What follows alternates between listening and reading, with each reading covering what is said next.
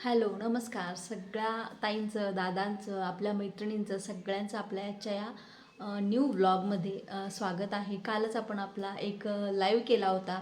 काल मी लाईव्ह यासाठी आले होते की बऱ्यापैकी आपण सगळ्या ऑडियन्सशी डायरेक्टली कनेक्ट व्हावं आणि त्यांना सरळ आपण आपल्या मनात जे काही गोष्टी आहेत त्या सरळ त्यांना विचारावं की त्यांना कोणत्या पद्धतीचे आपले व्हिडिओ जे आहेत ते आवडतात. ह्यासाठी मी लाईव्ह आले होते आणि बऱ्यापैकी सगळ्यांनी रिस्पॉन्स दिला. म्हणजे मला विचारायचं होतं की सध्या आपले जे व्हिडिओ आहेत तर त्यामध्ये काही बदल करायला हवेत की आपले व्लॉग तुम्हाला व्लॉगचे व्हिडिओ पाहायला आवडतील, ह्यासाठी मी लाईव्ह आले होते. आणि बऱ्यापैकी आपल्या सगळ्या ताईंनी, दादांनी खूप चांगला रिस्पॉन्स दिला. त्यांनी सगळ्यांनी आपले व्लॉग चॅनल पाहायला आवडतील असा रिस्पॉन्स दिला. म्हणून म्हटलं आजपासून आपण व्लॉगचे व्हिडिओ बनवायचे आहेत. म्हणून आज आपला पहिला व्लॉग हा आपण सुरू करतो आहे. आय होप, मला आशा आहे की तुम्ही इथून पुढेही आपल्या आजपर्यंत जितकं आपल्या या चॅनलला प्रेम दिलं, इतक्या उंचीपर्यंत तुम्ही आपलं हे चॅनल नेऊन ठेवलेलं आहे. तर इथून पुढेसुद्धा तुमचं असंच प्रेम राहील, तुमचा असाच सपोर्ट राहील, अशी मी आशा करते. तुमचं भरभरून प्रेम हे आपल्या चॅनलला मिळत राहील.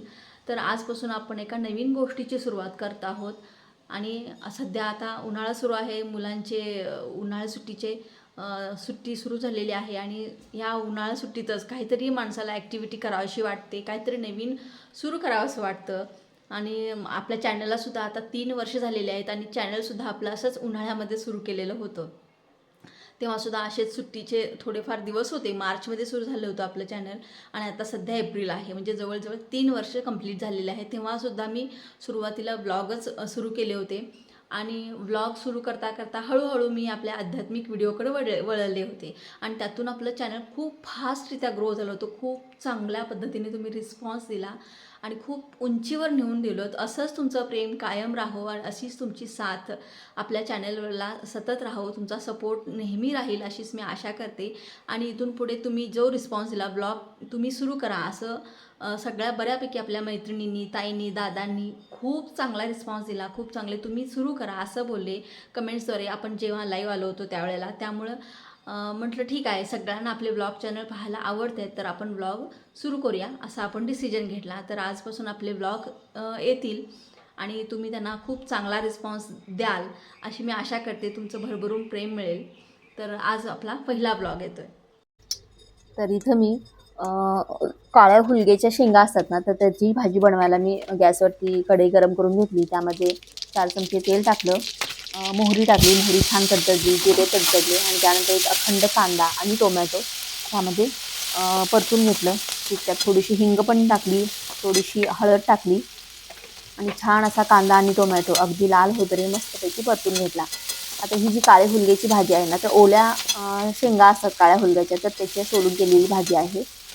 त्यासाठी मी कुकरला आधी शिजवून घेतली होती आणि त्यानंतर मग याची भाजी फोडणी टाकावं म्हटलं.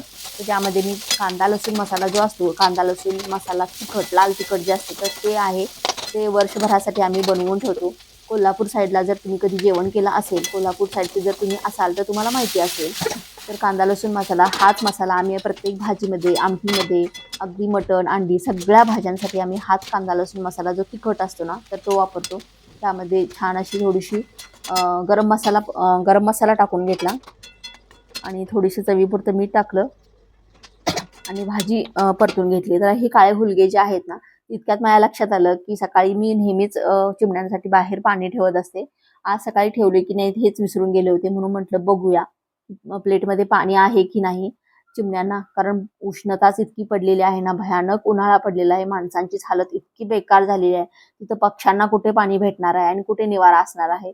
म्हणून नेहमीच, आता उन्हाळा आहे म्हणून नाही तर नेहमीच मी इथं चिमण्यांसाठी तांदूळ एका प्लेटमध्ये ठेवते आणि एका प्लेटमध्ये पाणी ठेवत असते. त्या तांदूळामध्ये चिमण्या तांदूळ खातात आणि त्यामध्ये थोडीशी घाण करून टाकतात, तर ते सुद्धा बाहेर काढून टाकावे लागते. म्हणून रोजच्या रोज तिथं चेक करावं लागतं. आमच्या इथं उन्हाळा आहे, भरपूर आहे, पण तरी सुद्धा हवा इतकी छान येते ना बाहेरनं, दोन्ही साईडना आम्हाला असं बऱ्यापैकी स्पेस मोकळा आहे. अगदी घरं लागून चिकटून अशी नाही आहे. त्यामुळे इथं पहा, खिडकीतून तुम्हाला मी दाखवते, खूप अशी जवळ चिकटून घरं नाही, त्यामुळे खूप छान हवा येते. त्यामुळे उन्हाळा असा फारसा जाणवत नाही आहे. आणि वरच्या मजल्यावरती एक घर आहे, त्यामुळे खालच्या साईडला आम्ही असल्यामुळं जरा थंडावा जाणवतो. तोपर्यंत भाजी तुमच्याशी बोलत बोलत भाजी शिजली आता ह्या भाजीला कोकणाच्या साईडला काय म्हणतात, प्रत्येक भागानुसार ह्या भाजीचं नाव सुद्धा वेगळं वेगळं असतं. प्रत्येक भाजींची नावं ही वेगवेगळी असतात. आमच्या इकडे काळे हुलगे म्हणतात, तर आम्हाला कोकणाच्या साईडचं सुद्धा मला ह्या भाजीचं नाव माहिती आहे, कारण कोकणात मी चंदगडला राहिलेली आहे. बऱ्यापैकी 10 ते 11 वर्ष मी काढलेली आहेत चंदगडमध्ये. त्यामुळे ह्या भाजीला कोकणामध्ये काय म्हणतात हे बऱ्यापैकी कोकणात ह्या प्रत्येक भाजीला काय म्हणतात याची भाजींची नावं मला माहिती आहेत. तर ही काळ्या हुलग्याची भाजी जी आहे तर तिकडे दिडगे असे म्हणतात. मी तिकडे 10 ते 11 वर्ष काढल्यामुळं बऱ्यापैकी तिकडची कोकणी भाषा, कोकणी राहणीमान ह्या सगळ्या गोष्टी मला माहिती आहेत.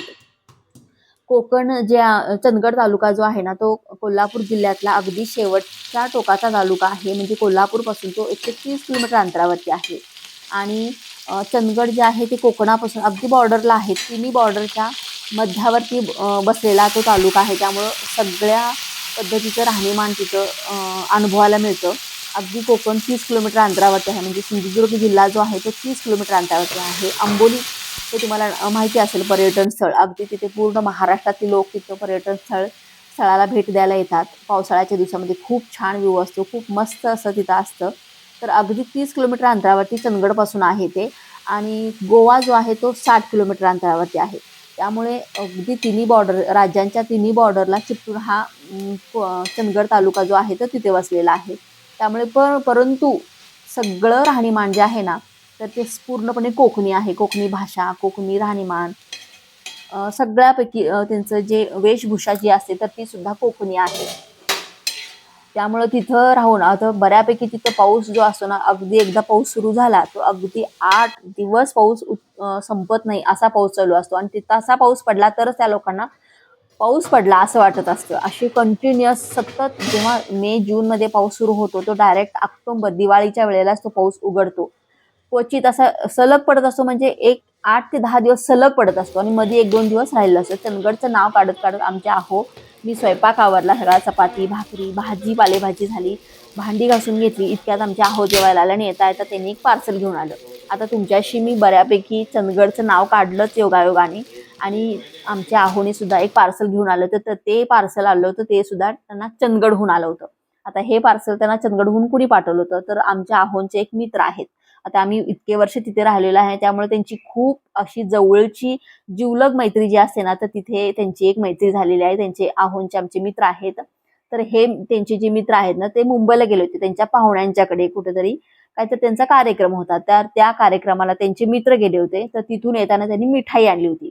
तर ती मिठाई आपल्या मित्रापर्यंत पोहोचवण्यासाठी त्यांचा इतका खटाटोप चालला होता ना, तर त्यांनी कुरिअरनी शेवटी पाठवलीच. कसं पाठवू, मला तुम्हाला ती पाठवायचीच आहे. अगदी कोणताही, आम्ही तिथं होतो ना, तर कोणताही घास आम्हाला ते सोडून खात नव्हते. इतका त्यांचा जीव यांच्यावरती आणि ह्यांचा जीव त्यांच्यावरती होतो. जेव्हा आम्ही हे खायची सोडून वाटतं येत सगळी. होतो चंदगडहून इकडे, तर तेव्हा ते दोघे इतके सर्वच कसं भयानक टेस्ट रडले करून बघ. होते एकमेकांच्या गळ्या पडून. तर ही मिठाई त्यांनी पाठवली होती. ही मिठाई म्हटलं नंतर खाऊया, आधी जेवण करूया. जेवण केल्यानंतर त्या मिठाईचा आस्वाद घेता येईल म्हणून म्हटलं. तोपर्यंत जरा कोशिंबीर बनवायची होती, राहिलेली होती. तर कोशिंबीर बनवायला घेतली मी. चॉपरमध्ये काकडी चॉप करून घेतली आणि एका पातेल्यामध्ये फोडणी टाकण्यासाठी थोडंसं तेल टाकलं, मोहरी टाकली. मोहरी पण अशी छान तडतडल्यानंतर त्यामध्ये मी थोडीशी हिरवी मिरची टाकलेली आहे चॉप करून बारीक अशी, आणि कढीपत्ता सुद्धा टाकला. कढीपत्ता टाकून प्रत्येक फोडणीमध्ये मी जशी हिंग टाकते, तर ह्यामध्ये सुद्धा हिंग टाकली आणि ती थोडीशी जरा जास्तच पडली. तर ही फोडणी तयार करून ह्या दह्यावरती आणि कोशिंबीरवरती, काकडीची कोशिंबीर चॉप केली होती त्याच्यावरती मी टाकली. कोशिंबीरसाठी फोडणी टाकली आणि मस्तपैकी अशी त्यावरती थोडंसं मीठ टाकलं आणि साखर टाकली ते चवीला. खूप मस्त होते अशी कोशिंबीर, तुम्ही बनवून पहा. इतकी छान लागते ना, उन्हाळ्याच्या दिवसामध्ये जेवण जात नाही, तर अशा पद्धतीची कोशिंबीर तुम्ही बनवून पहा आणि टेस्ट करून पहा. त्यामध्ये 1 ते 1.5 चमचा मी शेंगदाण्याचं कूट टाकलेलं आहे बाइंडिंगसाठी. कारण मीठ टाकलेलं आहे आणि साखर टाकलेलं आहे, तर त्याला बऱ्यापैकी पाणी सुटणार आणि काकडीला सुद्धा अंगचं पाणी असतं, त्यामुळं ते त्याला पाणी सुटणार आणि त्याची थोडीशी टेस्ट वेगळी होते. म्हणून पाणी सुटू नये म्हणून ते बाइंडिंगसाठी आपल्याला त्यामध्ये शेंगदाण्याचं कूट टाकलेलं आहे. खूप छान अशी फोडणीची कोशिंबीर तुम्ही घरी करून पहा. न जेवणारे सुद्धा जेवून जातील, इतकी मस्त लागते. अक्षरशः साखर, मीठ, शेंगदाण्याचं कूट, फोडणी टाकलेली हिंग, मिरची, कढीपत्ता खूप छान अशी करते. त्यानंतर आम्ही जेवण केलं. तर संध्याकाळी आज गुरुवार असल्याने श्री गुरुदेव दत्तांच्या मंदिरामध्ये जायचं होतं, म्हणून छान अशी तयार झाले होते. तितक्यात म्हटलं तुम्हाला हा ड्रेस दाखवावा. हा ड्रेस मी ऑनलाईनच घेतलेला होता, मिंत्रावरून घेतलेला होता. त्याची छान दोन्ही बाजूला असे छान टसल्स आहेत, त्यामुळे छान एक युनिक असा ड्रेस वाटतो. आणि दोन्ही बाजूला 2 पॉकेट आहेत, त्यामुळे इझिली आपण कुठेही आपला मोबाईल वगैरे चावी असेल गाडीची तर कॅरी करू शकतो. संध्याकाळी आमच्या आहोने यायला खूप उशीर झाला होता. 7:30 वाजले होते जवळ आम्हाला मंदिरामध्ये जायला. आम्ही राहतो तिथून 2 किलोमीटर अंतरावर आहे, म्हणजे गावामध्ये जावं लागतं.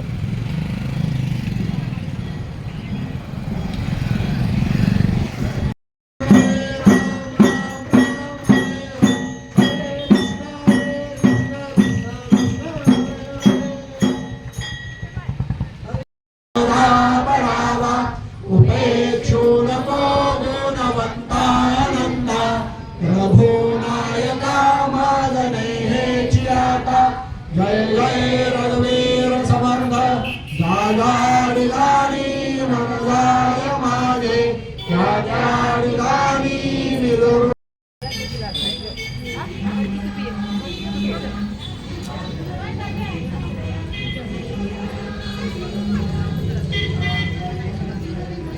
तर हे आहे आमच्या गावातील श्री गुरुदेव दत्तांचं मंदिर.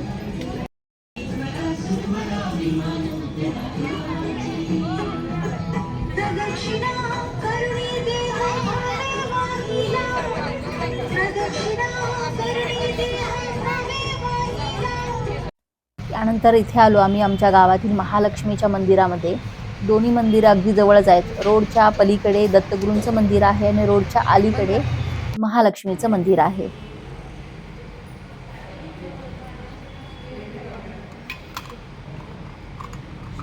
तर कसा वाटला तुम्हाला आपला आजचा हा ब्लॉग? आवडला असेल तर लाईक करा आणि फॉलो करायला विसरू नका.